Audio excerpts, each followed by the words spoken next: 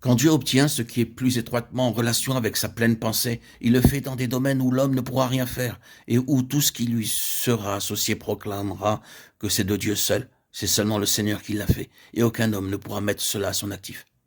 Regardez et voyez si vous pouvez honnêtement appliquer ce principe à tout ce qui se fait. Considérons bien les choses. Est-ce une chose qui est soutenue par des noms, des titres, l'influence, le statut? Or, tout cela est si communément associé pour qu'une œuvre soit fructueuse. Non, c'est de Dieu, ou cela n'est rien.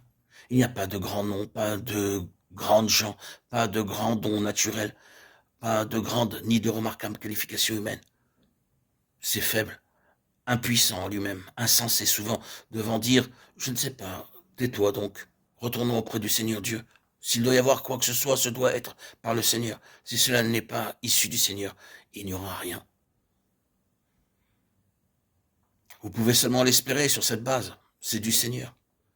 Le Seigneur l'a généré, le Seigneur l'a mis en mouvement, et le Seigneur le fait. Moi et les enfants que l'Éternel m'a donnés, nous sommes des signes et des prodiges en Israël. Il y a quelque chose à propos de cela qui est inexplicable sur un plan humain. C'est ainsi que cela doit être pour que cette chose se rapproche plus étroitement de Christ. Lisons Jean 5. Dans ce passage, nous voyons Christ, la pleine incarnation de la pensée divine, dans lequel la perfection de ses conseils éternels est concentrée, et qui doit être l'expression de la pensée de Dieu dans sa perfection. Entendons-le dire.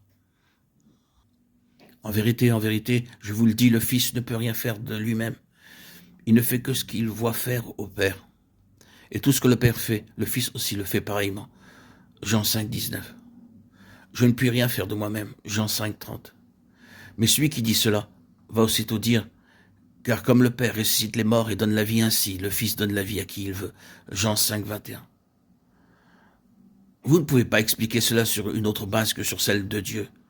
Le Fils, séparé du Père, ne peut rien faire. Dieu ressuscite les morts. Il donne au Fils de faire ce que seulement Dieu veut faire.